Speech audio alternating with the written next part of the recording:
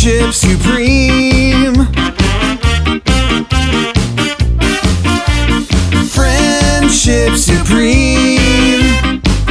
Finding the geek within.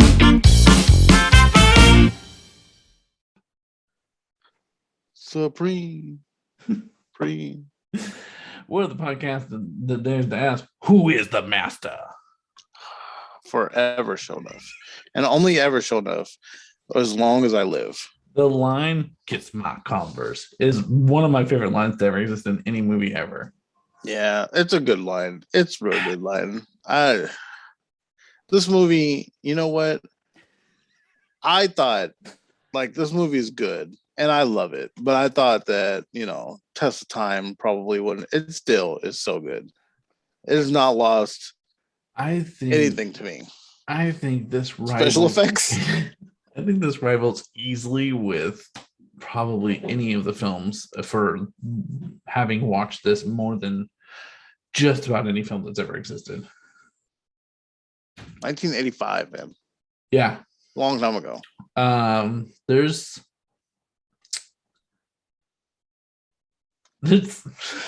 I'll get to it later. Anyway, so we're talking about a movie called The Last Dragon. Cleve asked me one day, he was like, "Hey Michael, what would you say is a movie that had a huge impact on you as a child?" This is it. I think there are probably 2 or 3 films. It was this one, and probably Blank Man is the other one that I watched like religiously as a kid growing up. Blank Man was so good. That might be one we watched. I would reboot Blank Man. Or can Demi Wayans Jr. do it now? Yeah, and make it like a Batman Beyond thing, but it's obviously I mean, not like a dark and gritty. I don't want that. I wouldn't enjoy that. But I need it to be like Damon Wayans Sr. is like older now, and he's passing it down to Damon Wayans Jr. Oh my god! Yeah, I have Blank Man on my phone so that I can just watch it wherever I am. But I would say those 2 films I watched an obscene amount growing up. So we're here to talk about Last Dragon. I mean, is there anywhere you even want to? Okay, let's start here. Are there are actors and actresses that I forgot were in it? Okay. Ernie Reyes Jr. Yes, he's one of the fighters. Fucking child. Yeah. Like an infant child, like a toddler running around. This might be one of his first films he's ever in. I wouldn't doubt it. William H. Macy. William H. Macy. Because I made Katie watch this film with me, and he came on, and I said, "You're asking yourself right now, did the shoveler somehow make it into The Last Dragon?" And you're goddamn right he did. And the other name that I saw was I can't remember her name, but it's Rudy from the Cosbys. She's the little sister. I think she has one scene. She's the little sister to Leroy and Richie. At the dinner table, or the breakfast table, yeah. Lotus flower son. Yeah, and he gives her chopsticks. Yeah. I'm like, it's so crazy. Oh man, it just the movie is about two different plots going on at the same time that eventually intertwine. Leroy Green, who goes by Bruce Leroy, is striving to become a master of kung fu, and then also Eddie Arcadian is trying to get his girlfriend onto I can't even think of what I would refer to it as. There used to be a rock and roll show that was similar to it.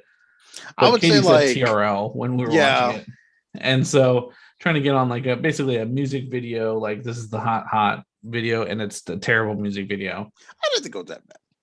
It was an 80s film. It was an 80s. Definitely not song. Great. Yeah, no. It was an 80s song that could have easily existed in the 80s. Yeah. But they intertwine. I wouldn't have questioned it back then. Right. They intertwine because the host of said TRL is a very attractive young lady who runs into Bruce Leroy. So attractive. And still, I think big hair and all. Eddie Arcadian is, a mobster style character who will do anything to get his girlfriend's tape on there. So then he starts sending people to try to kill him. And according not exclusive to letting you eat a la carte. Oh, that's right. He 4 times mentioned that he was gonna wine and dine you and let you eat or order a la carte. It just because halfway through it, Katie looks at me and goes, "Is this a comedy?" And I don't think it originally set out to be a comedy. No. I think that this is a. I don't think there's any parts that I'm like, or like would have been super funny. It wasn't Kung Pao or Kung Fu Hustle. Like it's not purposely trying to be ridiculous. I think there are parts of it that are funnier than some other Kung Fu movies. Yeah. But again, so we go back to, and we've talked about this before. Cleve and I have had episodes where we talked about the MMA fighter in China, and other episodes where we've talked about our passion or love for martial arts growing up and stuff like that. And I think that partly has a lot to do with it because I watched just about every Bruce Lee movie that ever came out. Almost every Jackie Chan movie that ever came out. And like as a young kid, I was watching these and really looked up to these two. Katie did not and had zero interest or care about any of it. Right. So I think that's like if you don't have that at least kind of love for it, you may not really enjoy it. You say that, but a character named Shonuff, the Shogun of Harlem, I don't know how you're supposed to not be like, this is what I need in my life. I do have some sad news for you. I'll be getting it out of the way. Laura Charles, Shonuff, and Richard Green have all since passed away. Like the little brother, Shonuff. When you said Shonuff, I started laughing, and then it went down the wrong pipe, and I'm pretty sure I almost just died there. That's what everybody witnessed. If you're watching the YouTube channel right now, yeah, I mean, just everything about Shogun was what it needed to be. Shogun has always and will continue to always be one of the greatest villains to ever exist. One of the top. And you know what's funny is because if I described him to you, it is this skinny black man with crazy hair and a red gi wrapped in tiger fur. In order to become a master, Bruce Leroy had to gain the glow. God damn and he looks at the camera and just this confusion, which is completely understandable. There are moments in this movie I'm like, man, I don't know how you got through, but all right, I'm aboard. Oh my god, when he goes to the fortune cookie factory, the some dumb goy. Yeah. Those guys are an interesting addition to the movie. I thought it was get it with the pizza scooper. The old pizza scooper. So the thing I find always funny is, so this is what 8 years after Star Wars, the first Star Wars came out, and 1 year after the second Star Wars came out. I did find it funny that the glow was green for Bruce Leroy and red for Darth Vader. I mean, for Shonuff. Oh, did I say Darth Vader? I meant Shonuff. But those graphics were the best. Katie's like, what is this? I'm like, be fair. 1985. There are new transitions on the fucking thing where the drip, the ripple effect was happening, and then it was transitioning to another film. And I'm like, this was state of the art for them at the time.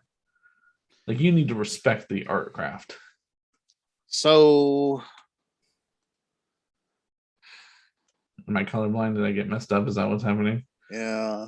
Shit. What color was it? Yellow. Fuck! It was yellow. Yeah. No way. That fucks my whole world up. Yellow. Yeah. Fucking kidding me? Well, there goes my whole like they ripped off Star Wars. Okay. Yeah. Right. You said it. And I was like, oh shit. You know what? No worries. It's another one of these times where I gotta. It happens a lot for me, guys. It happens a lot, chat. It happens a lot. Man. Anyway, moving on. Let's see. Let's talk about some stuff that I wrote down. I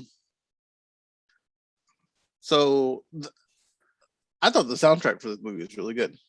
really transports you into that time era. Like, not in a bad way, like some movies can. Shogun's arguably the baddest villain ever live. It's the When machismo that he has, that confidence and like just Yeah. the gusto. Like he's just he was a bad man. When Laura Charles is like, you can win a date for me, it's probably one of the saddest claps ever, considering who she was. Like, 3 people were like, oh, that's cool. all those kids were frightened to say that they were the one that said, "Do I get a kiss?" Though They did. So I mean, she's bad, but I appreciate that we threw a one white chunky friend in there. Yeah, always. I've always had one white chunky kid. Wait, is that the only reason we're friends? Am I your white chunky friend? Damn it, son of a bitch! When Laura gets kidnapped and Leroy puts on his ninja suit and comes in there, the best line of the whole film. Well, I was talking about the way he just came in stabbing people, like just throwing knives, like no, like this is a peaceful man, and he's supposed to be peaceful. I think Arcadian says, "Who's this guy? I didn't order takeout," and I laugh every time. I played it 2 or 3 times for Katie, and she just didn't find it nearly as funny as I did. I get on my nerves that.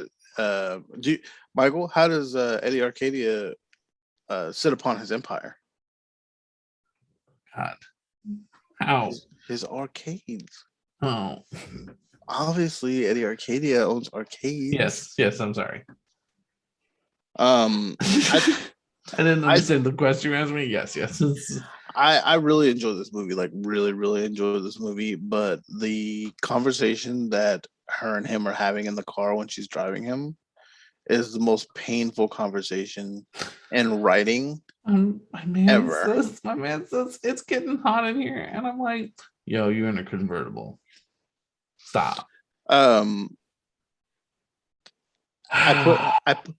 Charles said, "I'd love to show you some moves. Just accept it. Just be like, thank you." This is another movie where like, the woman's as thirsty as she could be for a guy, and he's like, whatever, I don't really care. I wrote down that Mark Starr, who played Rock, was also in Dumb and Dumber, and he was in Collision Course, and I just love that that's come full circle for us. Fucking Collision Course. When he finds out the fortune cookies are fake, the fortune says, "He who is colorblind should never follow a horse of another color." And I don't understand what that means at all. And that might be the point, but it confuses me. Yeah, I didn't get it either, but I am colorblind. So, as you guys have all learned on this very specific episode.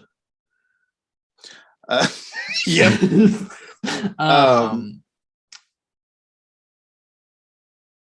I was just going to talk about how, how great the master was. His master was. Oh yeah, he's a funny fella. He just kept trying to tell him that it was within. He's like, a true master would use this to hold his pants up. Yeah, like, sure, yeah. Here's this gold coin, and look for this guy who he has to know doesn't exist. I wrote down that he didn't have to actually lock his friend in the closet like he did. He could have just put the lock on there instead of like closing it and say bye. Die, yeah. I like that after Laura gets rescued from getting kidnapped, because she was kidnapped and threatened almost like to die. They come in and start doing her hair, and they're like, "You got to be on set." Like, they said, "We've got a show to run. Where have you been?" And he's like, "I don't know how I'm going to work with this." And I'm like, "What the fuck?" This one was tied up, had guns pointed to her. Like, I'm gonna need y'all to calm down. And now we've reached the 2 scenes that bother me the most in this movie. Okay. One is when he's like, "Can you show me some moves?" And everybody laughs. And she comes down and he has these flowers and he throws them in the air like it's a bride. I don't know why he does this. Does he not understand anything? No, he doesn't. But also, I don't know if you took a real close look. Those flowers were beat the fuck up. I looked at Katie, I wouldn't show up to a fucking high school dance with Cut them them down flowers. himself. Those things look like they got the fuck beaten out of them. And then the one I think we can get the most conversation out of maybe is the Richie getting out of the ropes. It's just the dumbest scene. It's just so stupid. But Like he needed he's like to be able to breakdance his way out of pop locking and dropping. he never breakdanced the whole movie. But he why are we danced doing it once, now? You know, for the show one time. Did he? No. He was going to. And they rehearsed once. There's so many people there to back you up. Like somebody could have just ran by and untied you. We didn't have to. I don't know. I don't know who was responsible for that part. When Eddie and Rock are grabbing Laura Charles, and he screams, "Get your hands off my woman!" multiple times. Mm-hmm. That was probably my least favorite. That's probably one of my least favorite because it's like, fuck off. You're real good at yelling things when you can't. You know, you think you're safe. Also, you could have like went for help, right? You know, or anybody called the cops. This man just tore up an entire pizzeria. You could have ran to your brother and been like, "Hey, some real shit's going down now. Please use your kung fu." Did you know that? What's this man's name? Yeah. Did you know this is his first thing ever acting? It's not. I mean, he didn't have much after either. So, I mean, not that it's. I found that out and then I watched it and I'm like, you gotta tell. Like, yeah. But I also don't feel like he's bad. No. I think the whole film had a very indie feel to it. I think they spent like 10 million on it. I know that normally your forte is the stats, but I think they spent like 10 million and made like 30. So it technically was considered a success while the critics hated it. It did not do well as far as shocking. Well, and that's and being box office made, you're right, budget was 10, so good on you. Box office was 33 mil. Yeah, what you said? Yeah, I said 30. I wasn't sure, somewhere around there. So obviously my insight into this isn't as great, so I will defer, but I would tell you that the reason that this film was so much different than a lot of other martial arts films, and the reason I think that Katie thought it could have been more of a comedy, is because this is one of the first films that I've seen or remember seeing that introduced the idea of Black culture and Asian culture being together. Because you don't see it a whole lot. You see, I think in one of the Bruce Lee films, there is I think he's from another country. And I don't think he's from the US, but I think he's does some other form of martial arts that I'm not familiar with. So I don't remember, but otherwise you don't see a lot of Black men or even women in Asian or karate martial arts type films. And so around that time is the same time that people like Eddie Murphy were coming up and were having really good success with comedy. So I think they tried to add some comedic like lightness to it. I would say there are a lot of jokes that I feel like are supposed to be jokes that I don't find funny at all. Like when they're at the fortune cookie factory, they're doing a hopscotch. It's like, he's teaching him craps and he doesn't know how to play craps, so he teaches him how to play hopscotch. But I say along with what you're saying, just even seeing that culture in an urban setting, you know what I mean? Like, because I guess when you watch a Bruce Lee movie, a lot of the times it feels very like another world. This is like one of the few times and examples even in my head that I can think of right now where it feels like this is in a town that I would recognize and understand. And it's adapted. These things are happening. And it's adapted into their. I mean, you look at like Show Enough specifically, the fact that you said he feels like a gang, like that in itself is more US driven and more, like you said, somewhere where we would be familiar with, a city, a town that we're familiar with. I think Jackie Chan had a little bit better because there were sometimes where he was supposed to be like in Bronx and New York, but like even then it still felt separate. Rumble in the Bronx? Yeah. Yeah. But it still felt separated because he was in Chinatown. So that's where it was happening. And it never felt like this was disrespecting the culture, which was nice. Like it never felt like he was manipulating Asian culture for his own benefit. He just truly appreciated it. And I think that's a big difference. Is like he came to the table with an appreciation for it, seemed to be able to speak the language some bit, which is interesting because when he's in the markets haggling and stuff, which is like just a small glimpse of like a couple seconds. But yeah. I also I think there's one use of the N-word.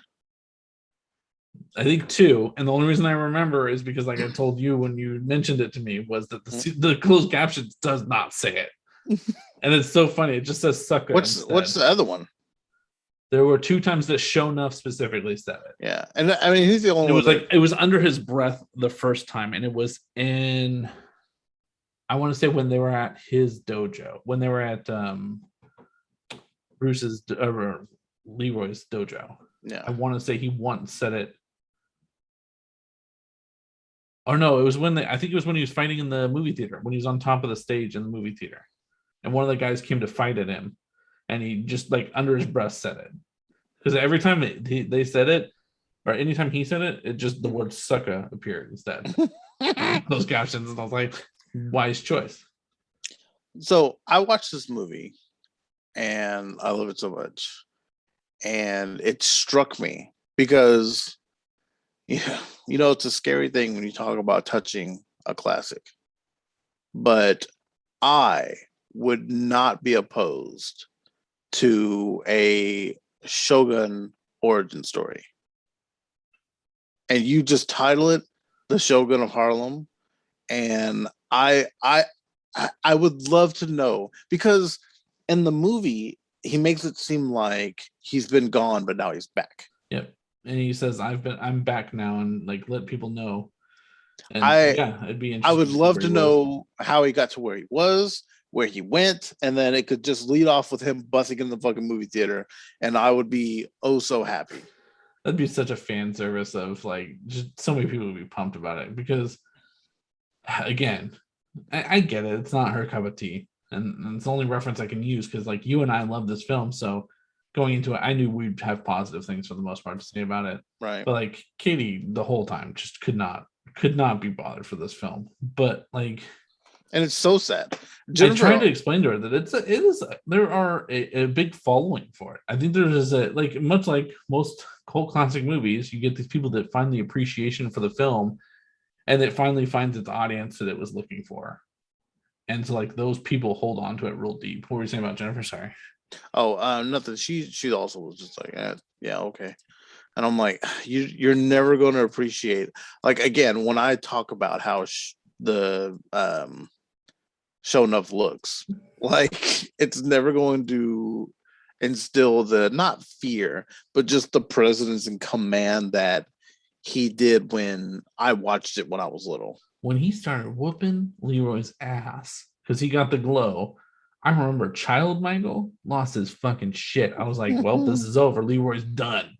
Like, there's no way you can't beat Show Enough when he's got the red glow. And then fucking Leroy had his epiphany while he's being drowned in the. I love that. Eddie coming running up and going, just drown him.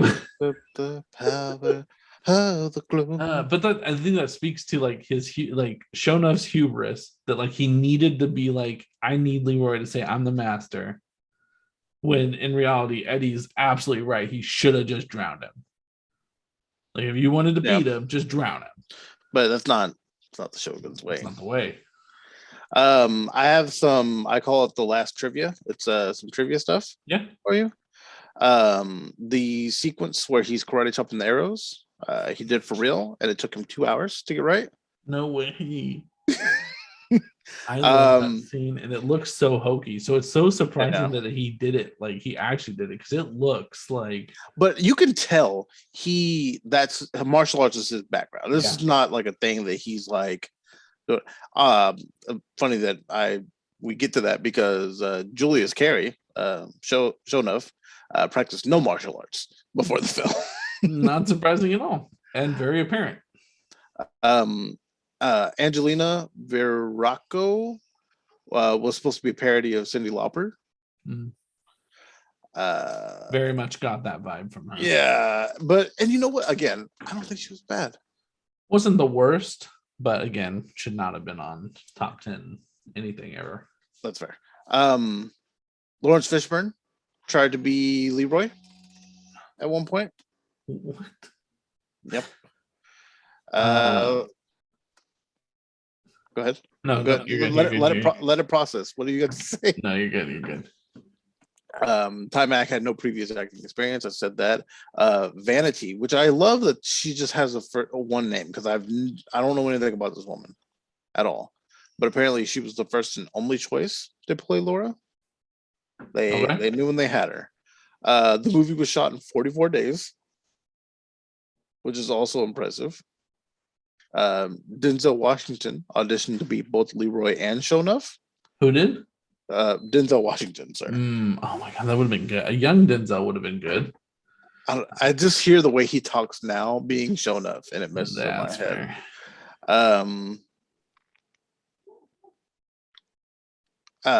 Also, Wesley Snipes tried to be Leroy. No, that would have been. So here's the thing. This is where they got a chance to earn a lot of like interest in it from the average person, is not having the people that were in those action films yet. Because I think, yeah, that's fair. Had we put people that were already action stars, but were they then? Oh, that's true. Wesley Snipes probably now.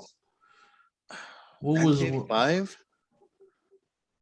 I guess that's fair. It might have been just up and coming. Yeah.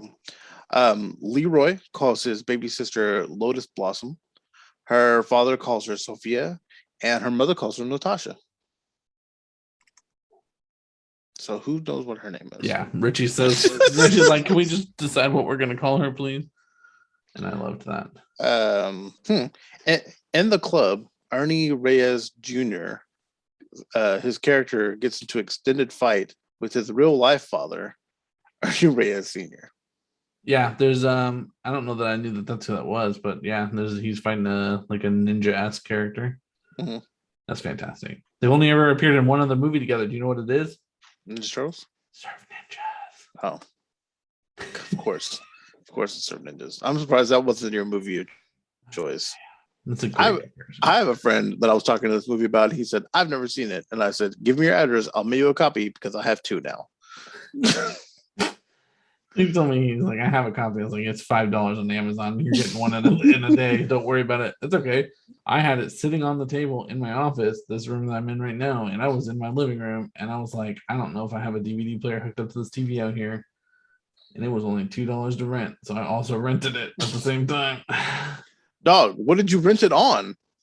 Amazon Video. Isn't the damn... If anybody would like a free copy. Are we going to sign it and give it away? I'll sign this right now. Ty Mack on the front. Vanity. We got 2 people with one name. That's fucking amazing. That wasn't one of the trivia things I skipped. The last of his kind. The best of the best. The Last Dragon. He's so fucking good. It's a good movie. It's a good movie. I don't know what it was when this movie came out, but it resonated with me. And it's a movie that I've continuously watched at least once a year. I own multiple copies of this film because I keep buying it every time I want to watch it. And then rent it anyway. So, just hang it up and then it's just gonna be here, guys. If someone wants to win it, that's great. Well, I'll give away a copy, but I'm gonna also just shelf one right here. Can you do like an in case of emergency glass thing? You need the glow, smash here. I want it to be the movie that my kids are like, oh my god, Dad's watching that fucking movie. Yeah. I don't know, guys. Go watch the film if you like I said, if you like classic, or just reach out to us and we'll send it to you. Yeah. But let us know what you guys thought. If you've seen it before, if you haven't, go watch it. Let us know. You guys can always make sure you comment and like and subscribe down below on the YouTube channel, guys. We're coming out with episodes every Wednesday at least. Please pumping out a bunch of shit. You guys are getting to see us and see the things we do all the time. You know, we're out here having fun. We're doing this to kind of reach out to you guys. So if you guys think of something you guys are wanting to see, let us know, please. We have no problem trying something different. You guys can just reach out to us to all of our social medias. Those are Facebook, Instagram, and Twitter. They're all Friendship Supreme, except Twitter has no eyes on the word friendship. All eyes typically make it to our YouTube channel. You go to youtube.com and search friendship, and youtube.com/friendship supreme, where you can see Michael do something weird with his neck that threw me off of our outro. It was like I came out of a pool. Yeah, like you were trying to throw your hair back. Anyway, we also have a Twitch channel, twitch.tv/friendship supreme. Hopefully you guys enjoyed tonight's episode. I've been Michael.